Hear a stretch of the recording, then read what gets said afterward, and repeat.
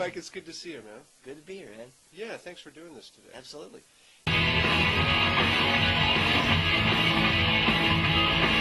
What are some of the more challenging songs for you on stage?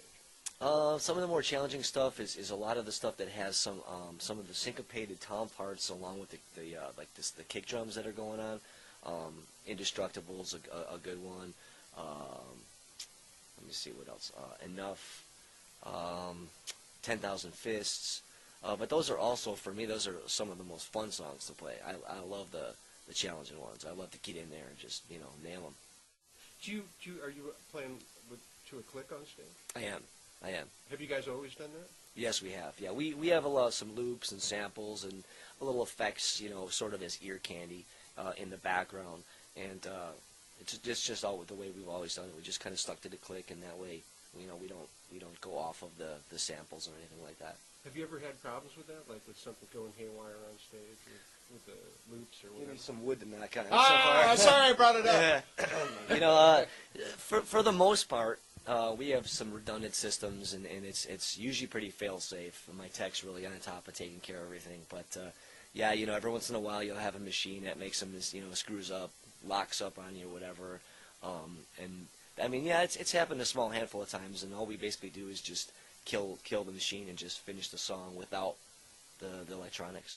Do you warm up before you go on stage? I do, actually, yeah. In the dressing room, I have a set of electronic setup that I take with. It's a little smaller, compact thing, and I use it to warm up. I'm in the dressing room at least an hour prior to set, if I can, doing a lot of stretches, sort of, little rudiments on the practice pad, or like I said, just playing on the electronic kit, just getting the blood flowing and warming up. Do you guys work on any new material while you're on the road?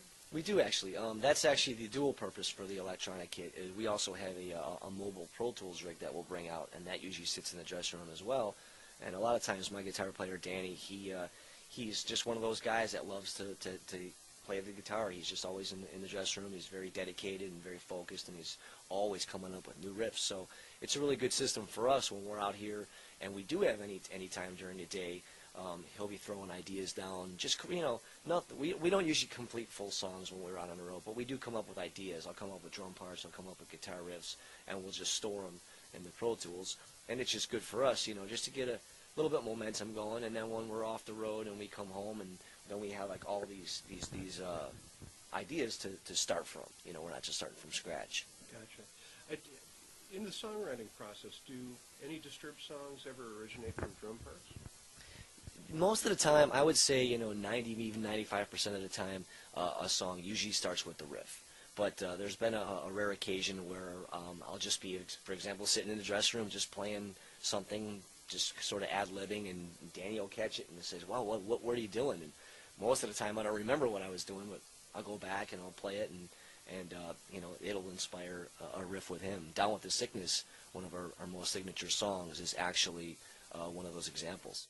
When you track, a new album, do you track with the whole band, or do you just do it solo to a click, or can you explain how you do that? When we're in the studio and we're actually laying down ideas, we usually have things. The pre-production is usually handled ahead of time.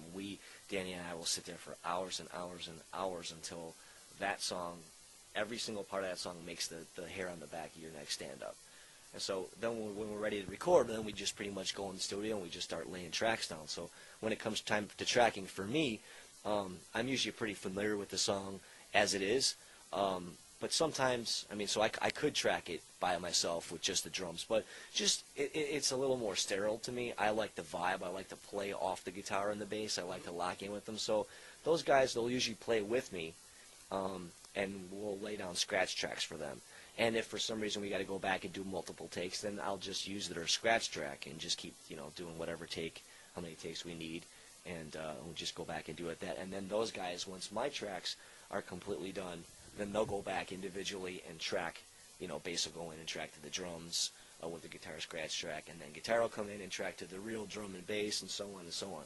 Kind of like a house, you build a foundation, and brick by brick, finally put the roof on, and you're all good to go. Do surprises ever happen where you hear the final, all the layered parts, and you go, "Oh, I should have done that accent"? Absolutely, yeah. There's been other times where I've actually made a mistake, and the mistake was cooler than the original part. It was unintentional. Yeah, when we go in the studio, even though most of the pre-production is ready to go, I mean, there's always room to change. I mean, up until the very last day that we're in the studio, stuff is always changing. Hey, well, listen, thank you for doing this. Yeah, my pleasure. It's nice Thanks to for meet you having me. face Yeah, to face. absolutely. Thank you for having me on the cover. And, Absolutely. actually, twice now. Yeah? But yeah, it's an honor. Appreciate it. Cool. Thanks.